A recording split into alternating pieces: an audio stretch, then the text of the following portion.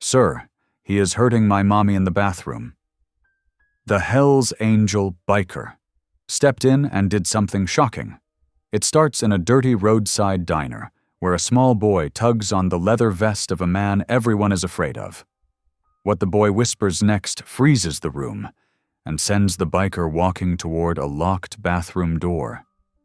Inside, a woman is being beaten by her own husband. But when the biker steps in, he doesn't throw a single punch. Instead, he does something no one expects, something that could either save her life or destroy his. Because the man hurting her isn't just anyone. He's a cop. Now the biker must choose between walking away like everyone else did before, or standing firm against a system that protects its own.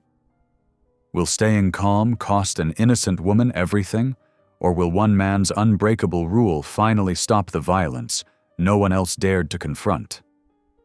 Tell me in the comments where you're watching from right now, and if this story speaks to you, make sure you hit subscribe so you don't miss the next one. The late afternoon sun slanted through the grimy windows of Pete's Highway Diner, casting long shadows across the cracked linoleum floor. The small roadside establishment sat lonely against the vast Midwestern landscape, a forgotten waypoint where semi-trucks and tired travelers occasionally stopped for coffee and a warm meal. Robert Rourke occupied his usual corner booth, his massive frame making the vinyl seat creak beneath him. His weathered hands, marked with decades-old tattoos, wrapped around a plain white coffee mug that looked almost delicate in his grip. Steam rose from the black coffee inside, curling in the air before disappearing. The other customers, a pair of truck drivers and an elderly couple, kept stealing nervous glances at the patches on his leather vest. The Hell's Angels insignia stood out bold and clear, a silent warning that kept everyone at a respectful distance. Robert was used to it. The gray in his beard and the deep lines around his eyes spoke of years spent on the road, while the scars on his knuckles hinted at stories better left untold. The diner's familiar sounds filled the air, plates clattering in the kitchen, ice dropping in the humming soda machine, the sizzle of burgers on the flat-top grill. The smell of cooking grease and coffee hung heavy in the air, mingling with the lingering scent of morning bacon that never quite went away. His attention drifted to a family of 3 seated across the diner. The woman, slim, with tired eyes and honey-blonde hair pulled back in a neat ponytail, sat rigidly in her seat. Her son, no more than 6 years old, pushed his French fries around his plate with nervous energy. The husband leaned forward, his clean-cut appearance and confident posture suggesting authority, maybe military or law enforcement. Robert watched as the man spoke in low tones, his words inaudible over the diner's ambient noise, but his intent clear in the way. His wife seemed to shrink with each syllable. The boy's eyes darted between his parents, then around the diner, catching Robert's gaze for just a moment.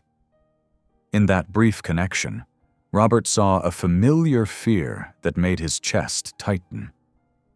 The scene struck a chord deep within him, echoing memories he'd spent decades trying to bury.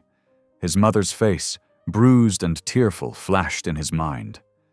The rule he'd made after her death, never to raise a hand in anger again, had shaped every decision since. His fingers tightened around the coffee mug, but his expression remained carefully neutral. "I need to use the restroom," the woman announced, her voice barely above a whisper. She stood carefully, smoothing her skirt with trembling hands. "Sit down, Margot," her husband ordered, but she was already walking away, her steps quick but unsteady. The boy, Owen, Robert heard the mother call him, watched his father's face darken. The man pushed back his chair, the legs scraping against the floor with a harsh sound that made several patrons look up. "Watch him," he snapped at his son, jerking his head toward their table before following his wife's path toward the back of the diner. The ambient noise of the restaurant continued unchanged, The clinking of silverware, the murmur of conversations, the steady drone of the beverage cooler. But beneath these ordinary sounds, Robert sensed something shifting, something wrong taking shape behind the closed doors at the back of the diner. He remained in his seat, years of discipline keeping him still despite the growing unease in his gut. Owen's small hands gripped the edge of his table, his eyes fixed on the hallway where his parents had disappeared. The fear in the boy's expression was raw now, unguarded. The sound of the soda machine grew louder, its steady hum masking whatever might be happening in the back corridor. Robert took another sip of his coffee, but the bitter liquid had grown cold. The diner's routine continued around them.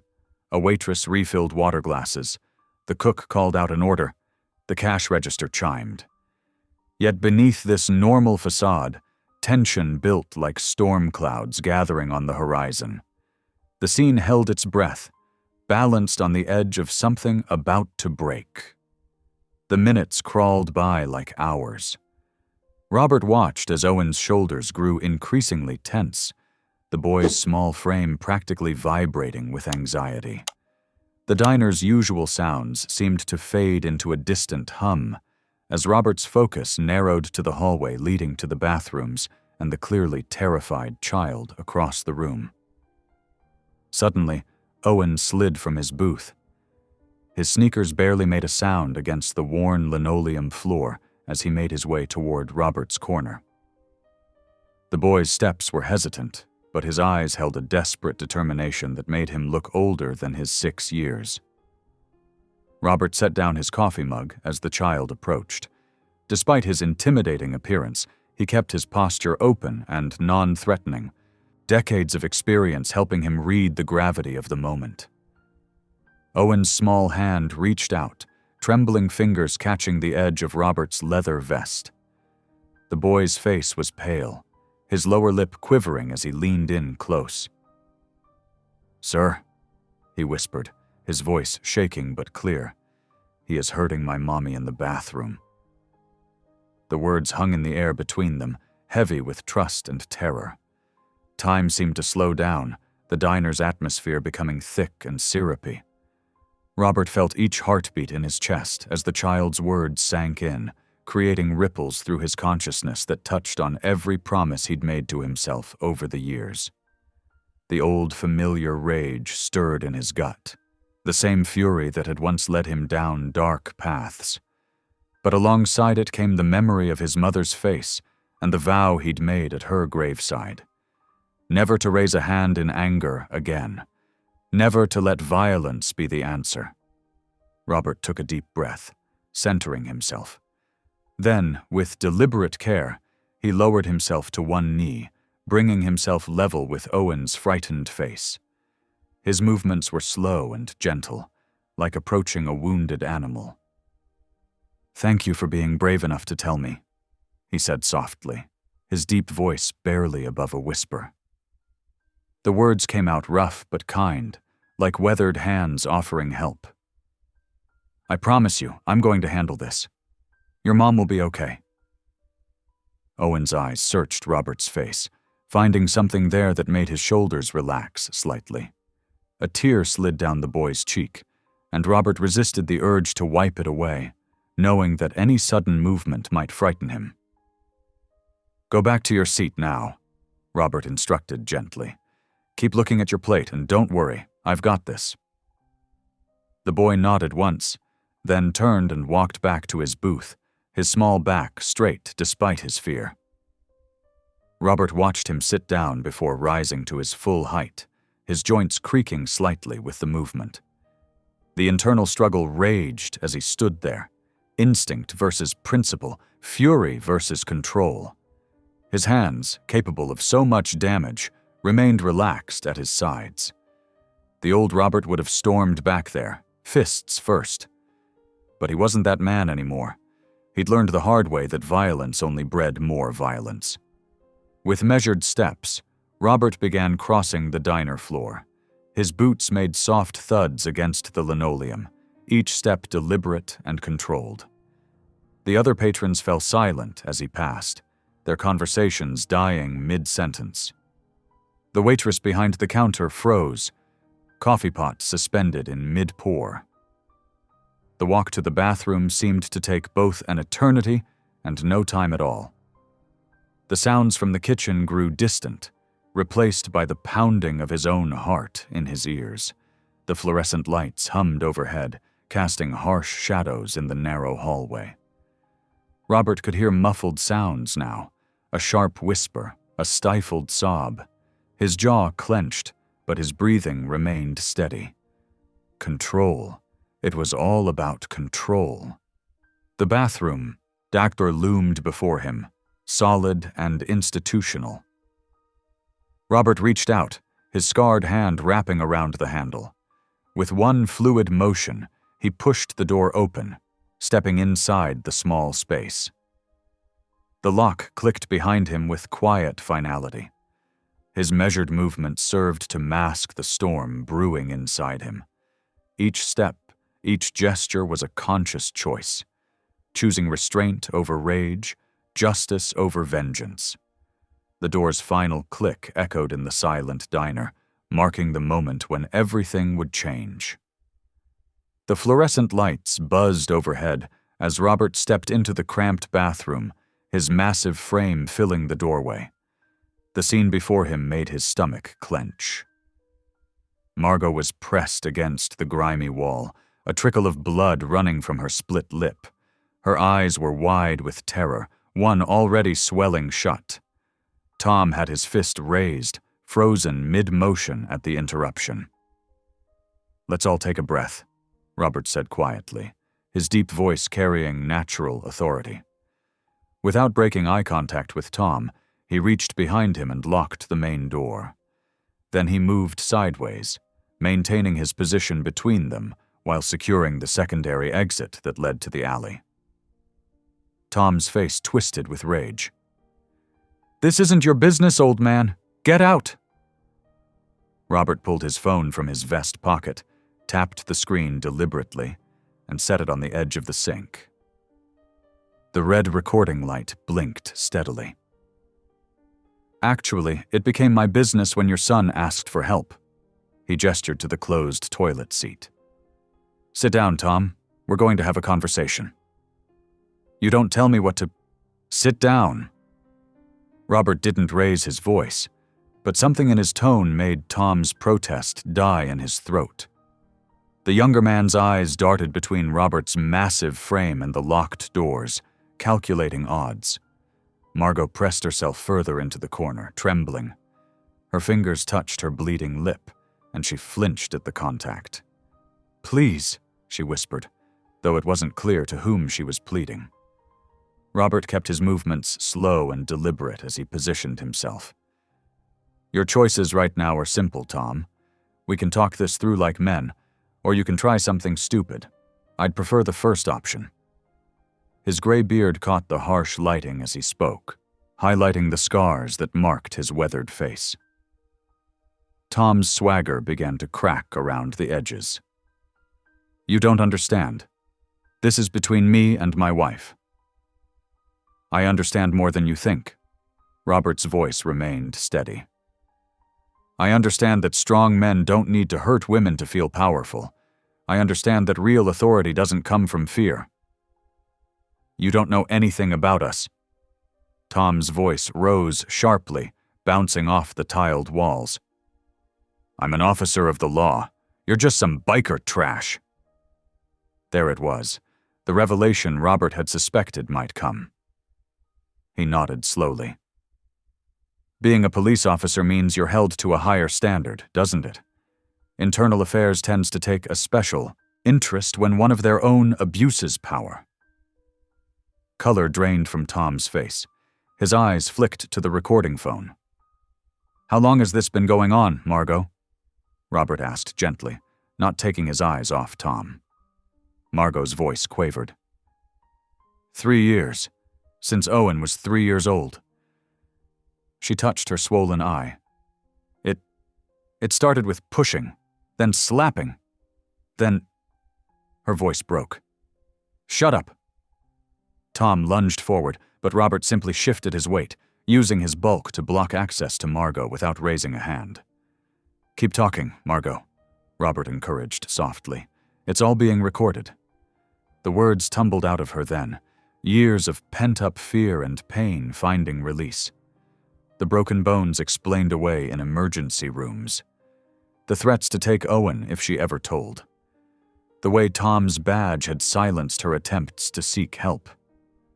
Tom's facade crumbled with each revelation. His rage gave way to desperate rationalization. "She made me do it. She never listens. I have to maintain order in my home. My mother used to say the same things about my father's discipline," Robert said quietly. The words felt like stones in his mouth. "She made excuses for him, right up until the night he killed her. I was 15 years old, listening through a wall, too scared to step in." His gaze bore into Tom. "I've spent 43 years making sure I never became him. And today, I'm making sure I don't repeat my mother's mistake of staying silent." Robert's scarred fingers reached for his phone, maintaining eye contact with Tom as he dialed. "This is Robert Rourke. I'm at the Sunset Diner on Highway 37. I need state police and internal affairs. I have video evidence of an off-duty officer assaulting his wife."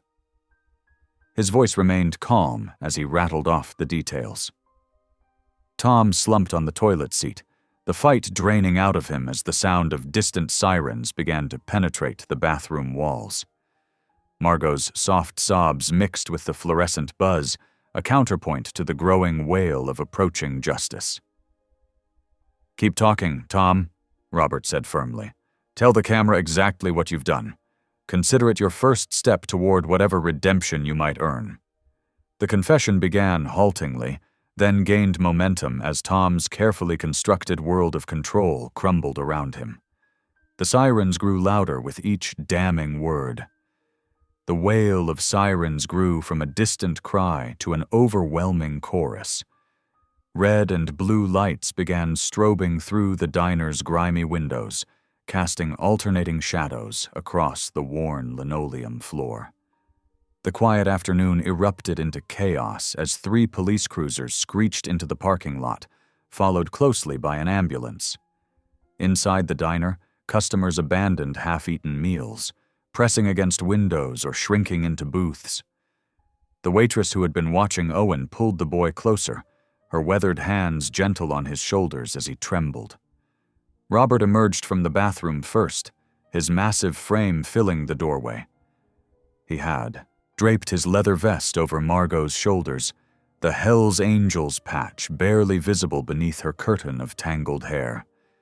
She kept her face down, but the bruises were impossible to miss.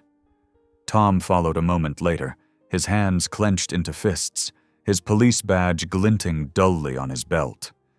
The front door burst open as 4 officers rushed in, weapons drawn. "Hands where we can see them," the lead officer shouted, his voice cracking slightly when he recognized Tom.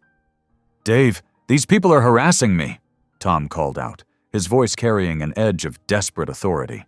"This biker trash attacked me in the bathroom. He's got my wife and kid." "That's a lie," Margot whispered, then louder. "That's a lie?" Robert kept his movements slow and deliberate, raising his hands palm out. "Officers, I have video evidence on my phone. This man was assaulting his wife in the bathroom. His son came to me for help." The officers exchanged uncomfortable glances. The lead officer, Dave, holstered his weapon but kept his hand near it. "Tom, you know we have to follow procedure here." "Procedure?" Tom's laugh held a hint of hysteria. "I am procedure. 20 years on the force, and you're going to take the word of some criminal over mine?" 2 paramedics entered cautiously, their presence adding to the tension. Robert noticed how they hesitated, reading the room before approaching Margot. "Ma'am," the female paramedic spoke softly, "we need to check your injuries." Margot nodded slightly, but didn't move from Robert's side. "My son," she managed. "Owen." "He's safe," the waitress called out, still holding the boy. I've got him right here, honey. Robert carefully reached for his phone with 2 fingers. The video's on here, about 15 minutes of footage, including his confession. He held it out to Dave, who took it with visible reluctance. You coerced that confession! Tom lunged forward, but 2 officers grabbed his arms. You threatened me! Dave, you know me! You know what kind of man I am! Yeah, Dave muttered. Maybe that's the problem. He nodded to his officers. Cuff him. By the book. The click of handcuffs seemed to echo through the diner. Tom's face twisted with rage and disbelief as they led him out, his threats and protestations fading into the evening air. The paramedics finally managed to guide Margot toward the door, speaking in soft, professional tones about X-rays and documentation. She stopped at the threshold, turning back to Robert with tears in her eyes. Thank you, she whispered, for believing me, for helping us. Robert nodded once, his expression grave. You're stronger than you know, ma'am. Now's the time to prove it. The waitress brought Owen over, and Margot knelt despite her pain, opening her arms. The boy ran to her, burying his face in her neck. Together they walked to the waiting ambulance, the paramedics hovering protectively nearby. Sir? A young officer approached Robert. We'll need your statement. For the next 2 hours. Robert sat in a booth, patiently recounting every detail. Outside, the sun sank toward the horizon, painting the sky in shades of purple and orange. The diner slowly emptied of officers and onlookers, until only Robert and the waitress remained.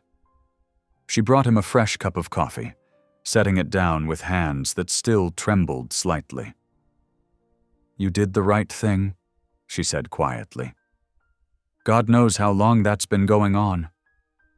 Robert wrapped his calloused hands around the warm cup, but didn't drink. Doing right doesn't always lead to right endings, he replied. I've seen too many abusers walk free, too many victims return out of fear or necessity.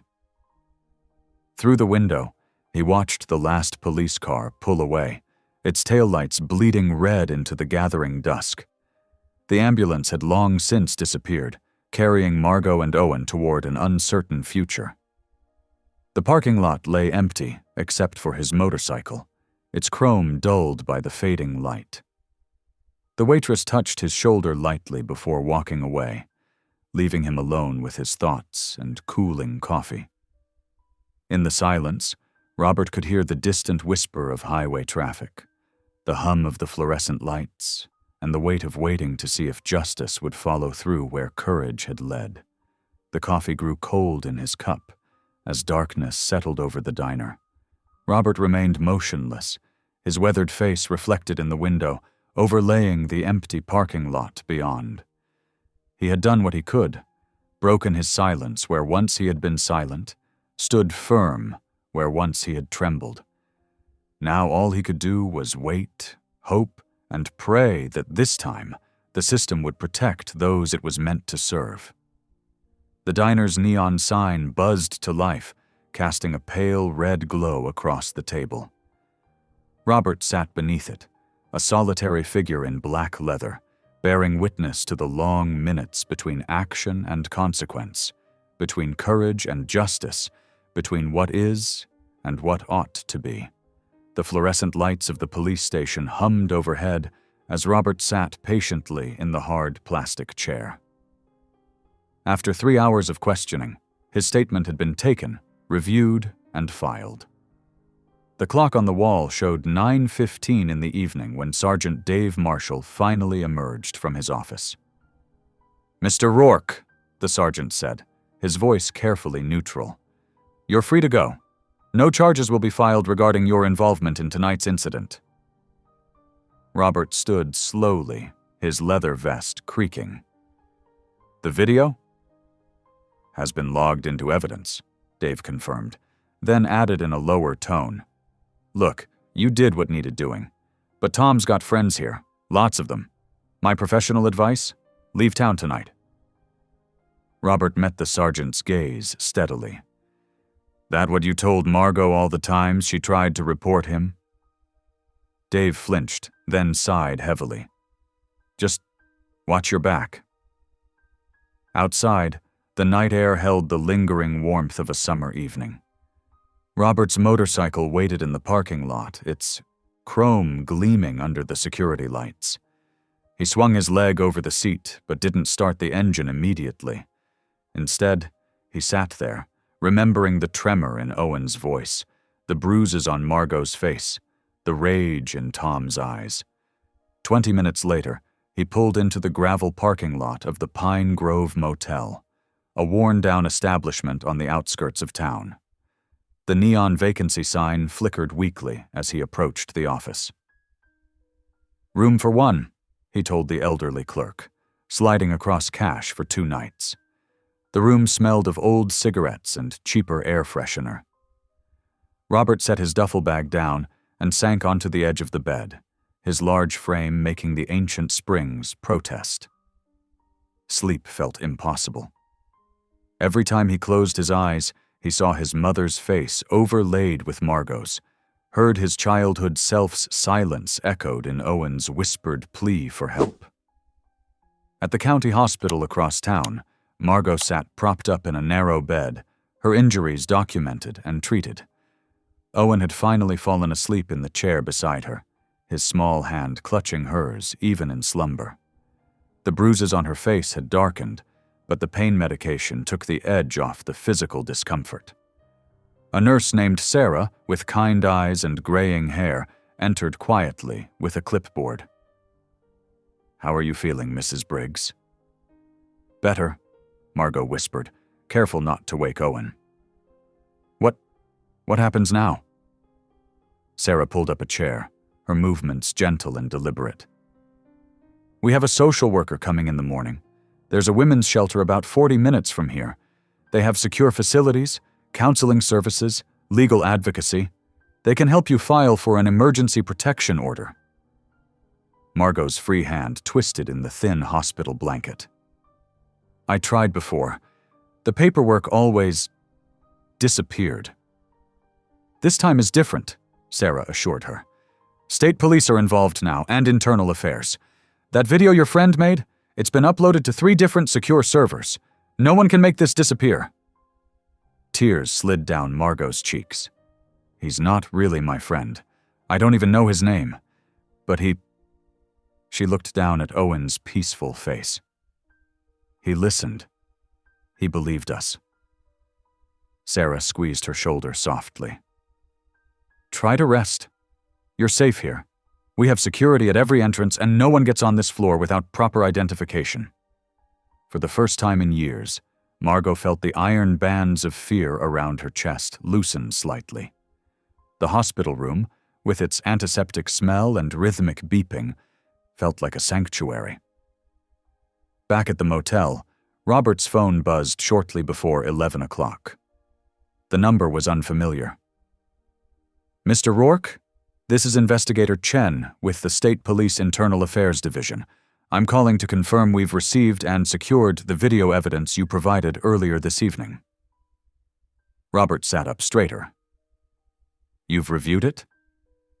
"Yes, sir, along with Mrs. Briggs's medical records and previous incident reports that were inappropriately dismissed.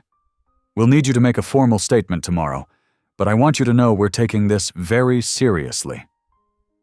"Good," Robert said simply. "That boy deserves to grow up without fear." After hanging up, Robert walked to the window and pulled back the dusty curtain. The parking lot was empty except for his bike and an old pickup truck. The moon hung low and full in the sky, casting long shadows across the gravel. For the first time since entering that diner, he allowed himself to feel something beyond focused determination. It wasn't quite hope. He'd seen too much in his life to trust easily in happy endings. But it was a quiet satisfaction, a sense that maybe this time the right thing wouldn't be buried under bureaucracy and brotherhood. He thought of his mother, of how she'd died still believing she deserved the fists that killed her, of how he'd stood at her grave and promised to never use his strength in anger, but also to never again remain silent in the face of such evil. In her hospital room, Margot watched the clock tick toward midnight. Owen stirred in his sleep, murmuring something indistinct. She stroked his hair gently, marveling at his courage. Her son had done what she couldn't. He'd asked for help, had trusted that good still existed in the world. Both Margot and Robert lay awake as midnight approached in their separate sanctuaries of hospital and motel room. Each contemplated the uncertain path ahead, wondering if tomorrow might finally break the cycle of violence and silence.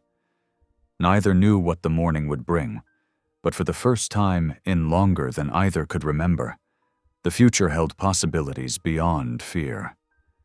The night stretched on, filled with the quiet sounds of hospital monitors and distant traffic.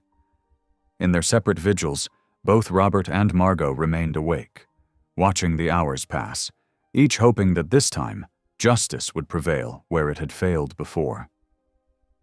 The early morning sun cast long shadows across the diner's parking lot as Robert guided his motorcycle into the same spot he'd occupied the day before. The chrome pipes ticked softly as they cooled in the crisp morning air.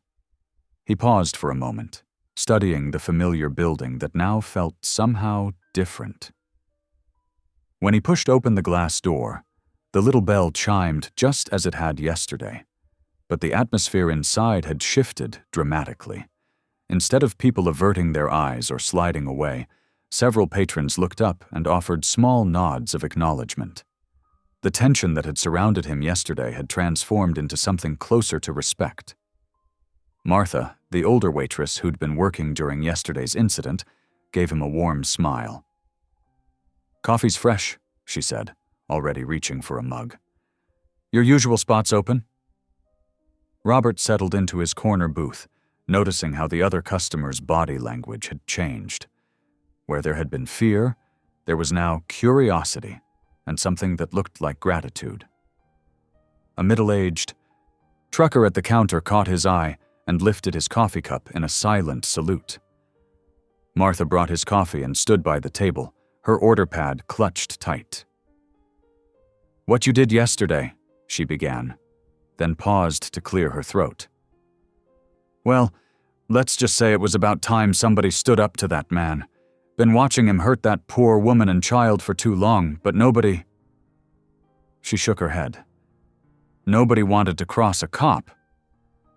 "Sometimes doing right isn't about wanting to," Robert replied quietly. "It's about having to." As he ate his breakfast, eggs over easy, wheat toast, side of hash browns, several other patrons stopped by his table. None lingered long, but each had a word of thanks or a respectful nod. A young waitress training under Martha whispered that her sister had finally left an abusive husband last year, and seeing someone stand up to Tom Briggs gave her hope. At 9:45, Robert's phone buzzed with a text from the social worker he'd spoken with earlier. The meeting was confirmed for 10:30 at Pioneer Park, a small green space near the hospital. He settled his bill, leaving Martha a generous tip, and headed out into the strengthening morning light. The park was nearly empty when he arrived, just a young mother pushing a toddler on the swings and an elderly man walking a small dog. Robert chose a bench near the playground, where he could see all approaches clearly. Old habits died hard. The social worker had explained that Margot would feel safer meeting in public, with clear escape routes and other people nearby.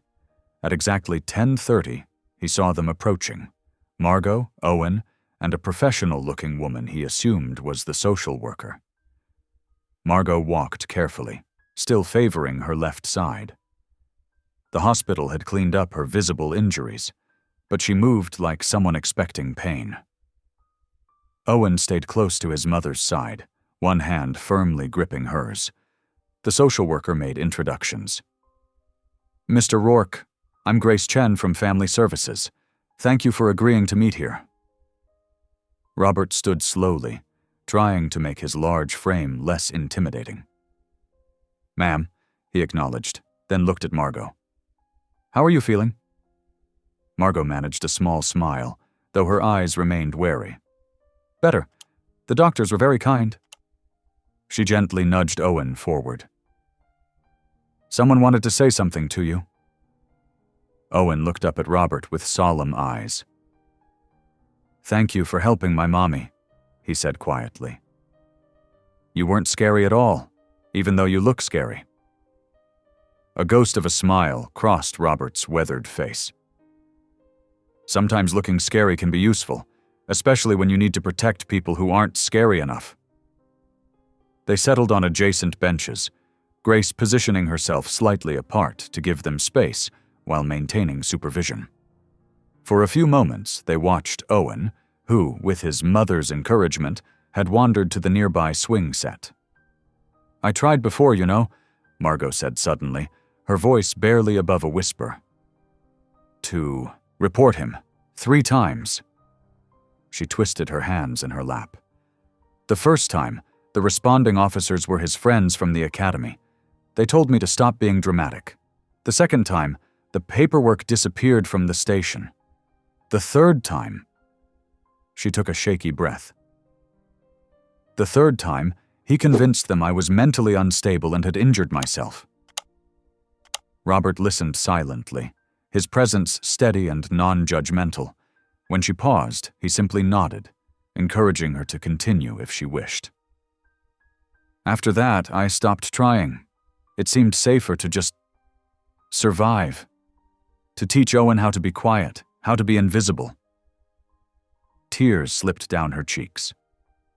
What kind of mother teaches her child to hide? "One who's doing her best to keep him alive," Robert said firmly. "You survived. You kept your boy safe. And when the moment came, you were brave enough to tell the truth." "I didn't," she corrected him softly. "Owen did. He was braver than I've ever been." They watched as Owen pumped his legs on the swing, his face tilted toward the sun. For a moment, he looked like any other carefree child in any other park. "My mother died when I was 15, Robert said, his deep voice gentle. "She'd been trying to leave my father for years. Every time she'd gather the courage, something would stop her. Money, fear, the system itself. The night she finally decided to go for good, he caught her packing." He paused, working his jaw. "I found her the next morning. That's when I made my promise. Never to raise a hand in anger, but never to stand by silently either." Margot reached across the space between them and touched his arm briefly. "Thank you," she said, "for not standing by." Their moment of connection was interrupted by Grace's phone ringing. The social worker stepped away to take the call, her expression growing more concerned with each passing moment.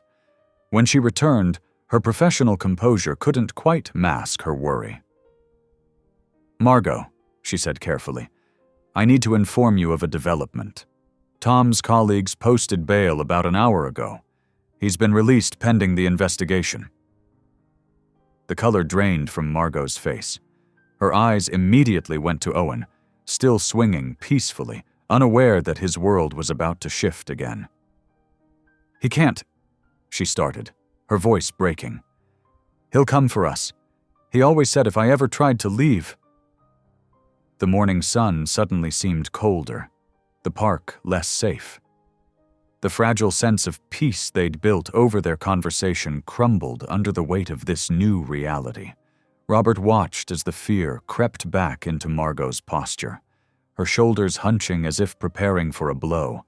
Owen, sensing the change in atmosphere, slowed his swing and looked toward them with worried eyes. The carefree child of moments ago disappeared, replaced by the watchful, anxious boy who had first approached Robert in the diner. The afternoon sun beat down mercilessly on the courthouse steps as Margot sat beside her court-appointed public defender, Sarah Martinez. The manila folder between them contained papers that seemed to make less sense with each passing minute. "I don't understand," Margot said, her voice trembling. "The video shows everything. He admitted what he did." Sarah adjusted her wire-rimmed glasses, choosing her words carefully. Tom's legal team is arguing that the confession was made under duress. They're claiming Mr. Rourke's presence was inherently threatening due to his... She paused. Physical appearance and known associations. Margot's hands clenched in her lap. Robert never touched him, never even raised his voice. I believe you, Sarah assured her. But they're painting a different picture. They've got 3 officers willing to testify about Mr. Rourke's reputation. They're suggesting that merely being locked in a bathroom with a Hell's Angel member constituted an implicit threat of violence. The unfairness of it made Margot's chest tight. She thought of Robert's gentle words to Owen, the careful way he'd kept his distance, how he'd used only his voice and presence to protect her. What about the bruises? Margot asked. The hospital records? Sarah's expression softened with sympathy. Tom's lawyer is suggesting those could have happened during a struggle when Mr. Rourke intervened. They're working to create reasonable doubt. A few yards away, Robert sat on a concrete bench, pretending not to listen. His weathered hands were folded carefully in his lap, but his jaw worked steadily as he overheard the conversation. Years of discipline kept his posture relaxed, even as anger stirred in his gut. The courthouse doors opened, and a cluster of police officers emerged. Robert recognized them from the diner, Tom's colleagues. They spoke in low voices, casting occasional glances in Margot's direction. Their message was clear. They were closing ranks. Sarah continued reviewing the paperwork. The internal affairs investigation is proceeding, but these things take time. Weeks, sometimes months. And with Tom's department connections. He's going back to our house, isn't he? Margot interrupted. Her voice was barely audible. The lawyer's silence was answer enough. A young officer detached himself from the group and approached them. Mrs. Briggs, he said, too politely. Just wanted to let you know Tom's been processed out. He asked me to tell you he'll be home tonight if you want to talk things through. Margot's face went ash white. Robert watched her hands begin to shake. The officer continued, his tone sympathetic but with an edge. Look, we all know Tom can be intense sometimes, but he's a good cop. 20 years on the force. Maybe there's been some misunderstanding here? Sarah stood up, positioning herself between Margot and the officer. My client has no comment. Please direct all communication through proper channels. As the officer retreated, Margot turned to her lawyer. What happens if I just take it back? Say I was confused? That it wasn't as bad as it looked? Robert's fingers tightened imperceptibly on his knees. He'd heard words like these before, decades ago, from another woman who'd lost hope in the system. Sarah leaned forward. Margot, listen to me. Recanting won't make you safer. It will only make it harder to get help next time, and there will be a next time. But Robert could see the fear winning in Margot's eyes. He understood it. Fear was a rational response to a system that repeatedly failed to protect you.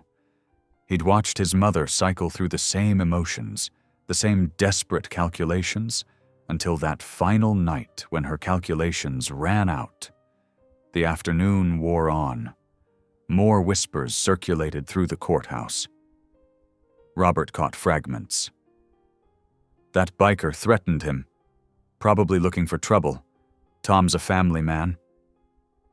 Each comment was a brick in the wall being built between Margot and justice.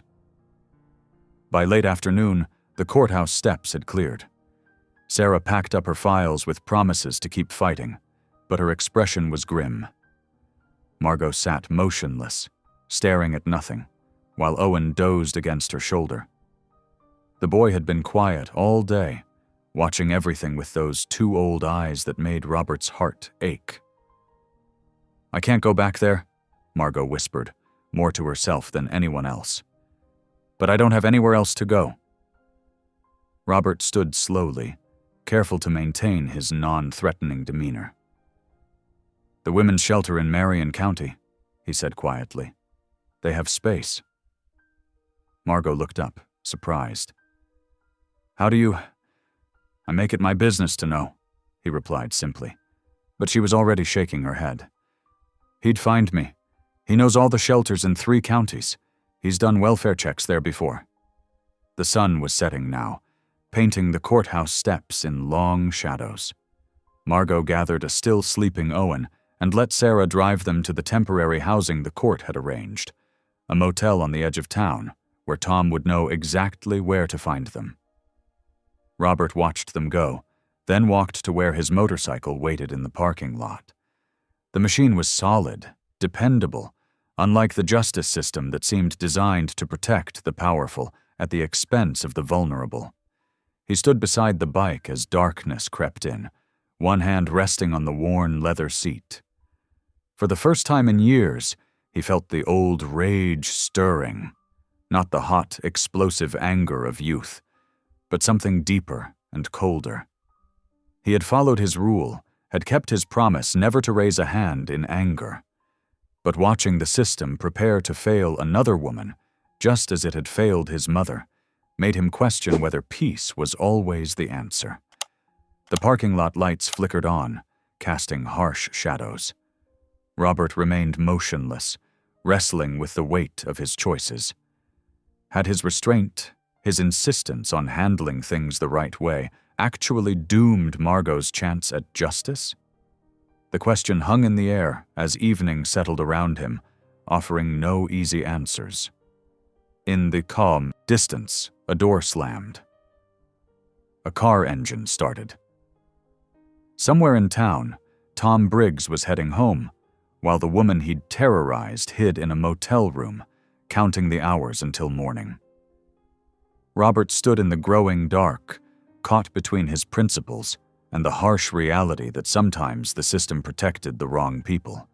The women's shelter was quiet in the evening hours, its institutional fluorescent lights dimmed to a gentle glow. A desk fan hummed softly in the corner of the small office where Robert and Margot sat, the sound mixing with distant voices from the communal areas down the hall.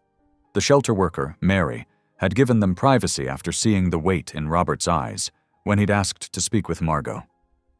She understood some stories needed space to be told. Robert's massive frame seemed almost too large for the standard office chair. His leather vest creaked as he leaned forward, hands clasped between his knees. The position made him less imposing, a deliberate choice he'd learned over years of watching people flinch away from his size. "I need to tell you something," he began, his voice low and steady. "About why I was there yesterday. Why I understood." Margot sat quietly in her chair, arms wrapped around herself like armor. Owen was safely down the hall in the children's area, giving her rare moments to just be herself, a luxury she hadn't had in years. "My mother's name was Grace," Robert continued, staring at his weathered hands. "She was a waitress at a truck stop in Nebraska, worked doubles to keep food on the table after my father left. She had this laugh that could fill up a whole room." He paused, and Margot saw his fingers tighten against each other. "The man she married when I was 12 seemed nice at first. Bought me a bike, took us fishing. But it didn't last." Robert's voice grew distant, lost in memory. "It started small, pushing, grabbing. Then the bruises came. She'd say she fell or walked into a door. Classic stories. I was 14 by then, starting to understand." Margot's breath caught. She knew those stories. She'd told them herself. "One night, I heard them fighting. I was bigger by then, strong from football. I ran in, tried to stop him." Robert's eyes closed briefly. "He put me through a wall, broke 3 of my ribs. Mom begged me never to interfere again, said it would only make things worse." The fan whirred steadily, filling the silence as Robert gathered himself. "She called the police 5 times over 2 years. Nothing stuck. He was friends with half the force. They'd write it up as a domestic disturbance, tell her to stop provoking him." His voice hardened. "The last time they didn't even come out. Said they were tired of her crying wolf. Margot felt tears sliding down her cheeks, but she couldn't move to wipe them away. 3 days later, he killed her. The words fell like stones. I found her at the bottom of the stairs. He claimed she fell. The police believed him. Robert's massive, shoulders hunched forward. I was 17. I joined the Angels a year later, looking for family, for strength. Spent a decade believing violence was the only language men like him understood. Got good at it, too. He flexed his scarred knuckles. But it left me empty, angry. The more I fought, the more I became what I hated. Until one night, I looked in a mirror and saw his face looking back at me. The confession hung in the air between them. Margot reached out hesitantly, touching his arm. What changed? I made a rule, Robert said simply. Never to raise a hand in anger again, to find another way. It's not always easy, but it helps me sleep at night. Before Margot could respond, there was a soft knock. Mary stood in the doorway, her face grave. Margot, your lawyer's on the phone. There's been a development. Margot's hand trembled as she took the receiver. Robert watched her face crumple as she listened. They're reducing the charges, she whispered after hanging up. Pending further investigation. His union lawyer is pushing hard, saying the video was coerced. Her voice broke. Nothing's going to change, is it? He's going to get away with it again. She collapsed forward, shoulders shaking with sobs. Robert sat motionless, remembering another woman's tears, another system's failures. Hours later, after Margot had cried herself out and gone to check on Owen, Robert stood in the shelter's parking lot. The night was cool, stars hidden behind cloud cover. His motorcycle waited like a faithful companion, saddlebags ready to be packed. He knew what he had to do. His presence was complicating things, giving Tom's lawyers ammunition. The best thing for Margot's case would be for him to disappear before dawn, before he could damage her chances any further. Robert headed for his motel, the weight of the decision heavy in his chest. In his room, he methodically folded his spare clothes, checked his maps, planned his route out of town. Each item packed was another step toward leaving, another admission that sometimes the kindest thing you could do was step away. The clock ticked past midnight as he secured the last bag. Outside, a light rain began to fall, drumming quietly on the motel's metal awning. Robert sat on the bed's edge, his packed saddlebags a silent accusation by the door. In a few hours, he would ride away, leaving Margot to face what came next alone, just as his mother had been alone in the end. The rain fell steadily, washing away the day's heat, while Robert waited for dawn and the long road ahead. The first hints of dawn painted the eastern sky in pale grays and pinks as Robert Rourke finished securing his belongings to his motorcycle. The motel parking lot was empty except for a few long-haul trucks, their drivers still sleeping behind dark curtains. A light mist hung in the air, leaving tiny beads of moisture on his leather vest and chrome handlebars. Robert checked the straps one final time, his movements automatic after years on the road. The familiar weight of his packed bags felt right, the lifestyle of a man who knew when to move on. Birds were starting to wake, their morning songs mixing with the distant hum of highway traffic. He pulled his riding gloves from his back pocket and stared at the worn leather. Each crease and scuff told stories of miles traveled, of places left behind. This would be just another town in his rear-view mirror, another chapter closed. The rumble of an approaching car made him look up. A white sedan with the shelter's logo pulled into the lot, moving slowly past the numbered doors. Robert's chest tightened as he recognized the shelter worker behind the wheel, Mary, he remembered, and in the back seat, a small figure with tousled brown hair. The car came to a stop a few spaces away. The back door opened, and Owen Briggs climbed out, clutching something in his hands. Mary stepped out too, keeping a watchful distance while still staying close to the boy. "Mr. Robert?" Owen's voice was barely above a whisper, but it carried clearly in the morning stillness.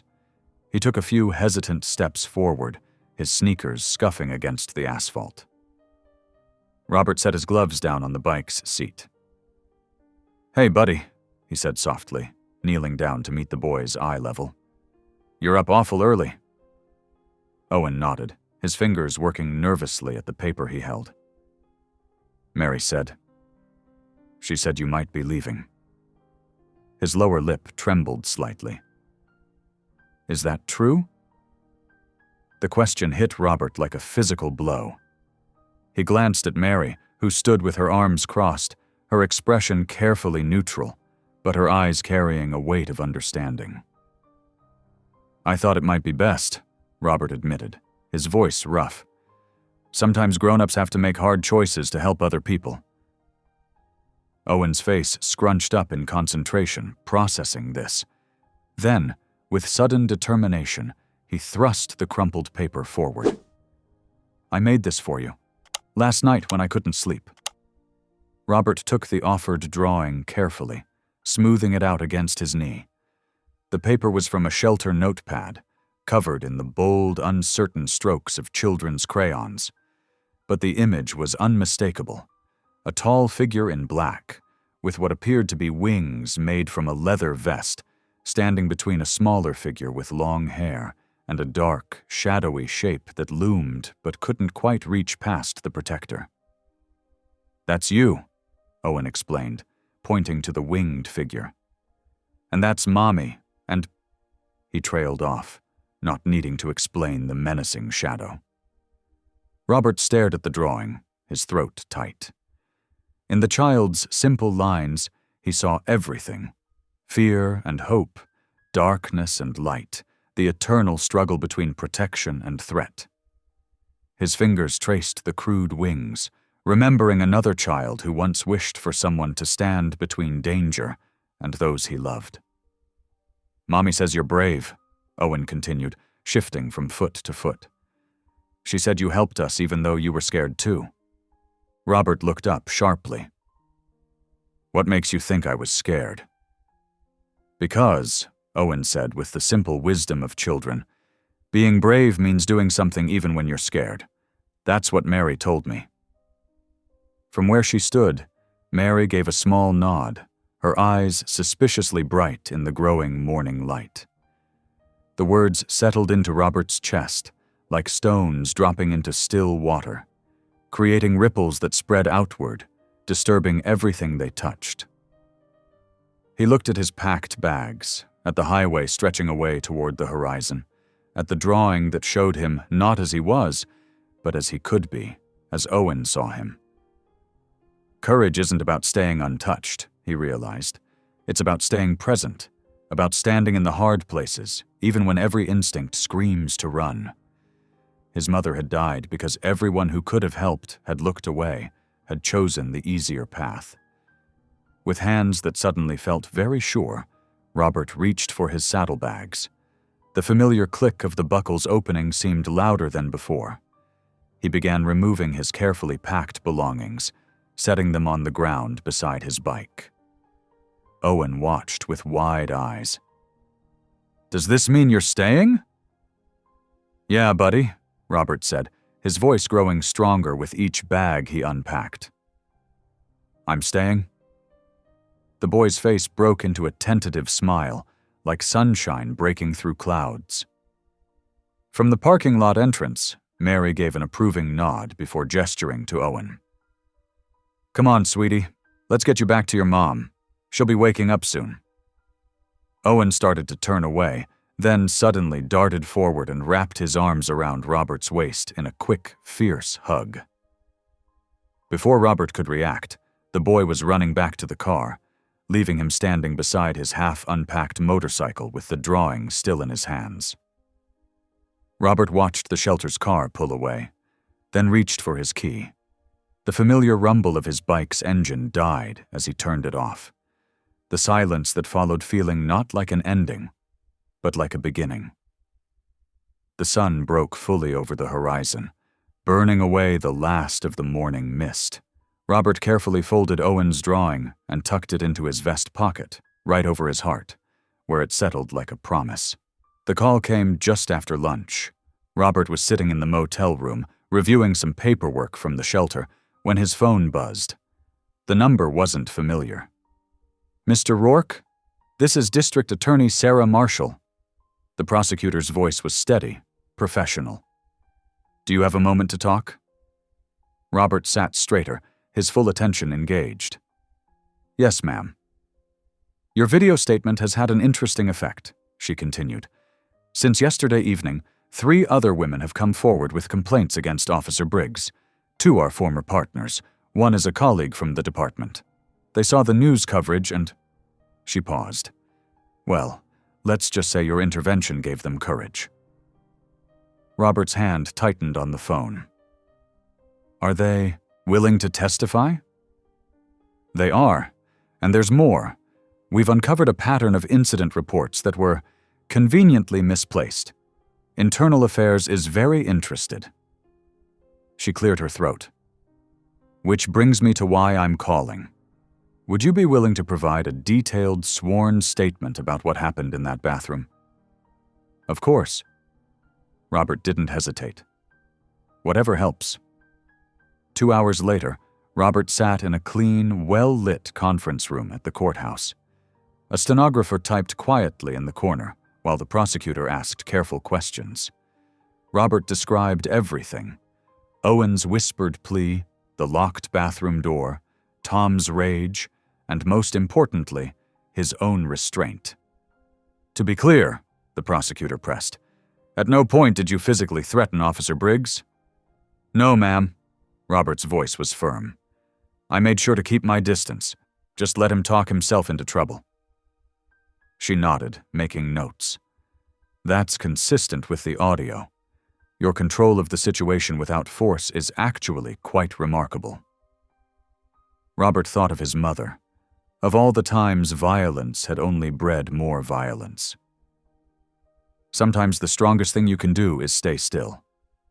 By mid-afternoon, the prosecutor had assembled a preliminary case file. Robert watched through the conference room window as Margot arrived, looking nervous but determined. Mary from the shelter accompanied her, providing quiet support. The prosecutor met with them privately, but through the glass, Robert could see the moment everything changed. Sarah Marshall laid out photographs, documents, statements from the other women. Margot's hand went to her mouth, tears flowing as she realized, finally, that she wasn't alone. When they emerged, Margot's back was straight, her chin lifted. She caught Robert's eye and gave a small nod. He understood. She would testify. The rest of the day unfolded like a carefully orchestrated dance. More statements were taken. Files were retrieved from archived records. The prosecutor moved between meetings with a focused energy, building momentum with each new piece of evidence. By early evening, Robert sat with Margot in the courthouse cafeteria, both nursing cups of mediocre coffee. The fluorescent lights cast harsh shadows, but Margot's face looked lighter somehow, as if a great weight had begun to lift. "I never thought," she began, then stopped, collecting herself. "I always believed I was the only one, that maybe I was just—" She couldn't finish. "That's what they want you to think," Robert said quietly. "Isolation is their weapon." Margot nodded, wrapping her hands around her coffee cup. "When I saw those other reports, those other women's stories, they could have been mine. Word for word, almost." "That's why he's going down this time," Robert assured her. "The pattern's too clear to ignore." At 7:30 in the evening, the prosecutor called them both back to her office. She looked tired but satisfied. "It's done," she announced without preamble. "Internal Affairs just issued the suspension order. Officer Briggs is off duty pending full investigation and criminal charges." She looked at Margot. He's been ordered to surrender his weapon and badge. There's also a temporary restraining order in place. Margot let out a shaky breath. What happens next? We build the case, Sarah Marshall said firmly, with multiple witnesses, documented patterns, and clear evidence of both abuse and departmental cover-ups. She smiled slightly. Let's just say I like our chances. As they left the courthouse, the summer evening was settling into dusk. The air felt different somehow, clearer, full of possibility. Robert watched Margot walk to Mary's waiting car, saw the way she held herself. Not quite confident yet, but no longer crumbling. Tom's suspension wouldn't fix everything. There would be hard days ahead, battles still to fight. But something fundamental had shifted. The wall of silence had cracked, letting in the first rays of truth and justice. The system that had protected Tom for so long was finally turning against him, forced to face its own complicity.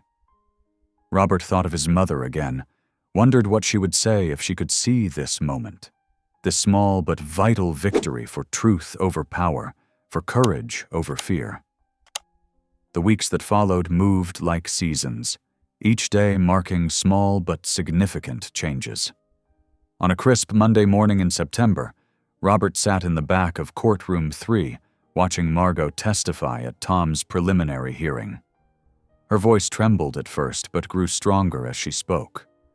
Owen was safely at school, protected by a new restraining order that kept Tom 500 feet away at all times. 2 weeks later, during an unusually warm October afternoon, Robert observed Margot's first counseling session from the waiting room of the Women's Center. When she emerged, her eyes were red but clear. The therapist, Dr. Martinez, had helped her understand that healing wasn't linear. Some days would be harder than others, but each step mattered. I talked about my mom today, Margot confided as they walked to her car. How she always told me to keep the peace, no matter what. She paused, looking up at the autumn sky.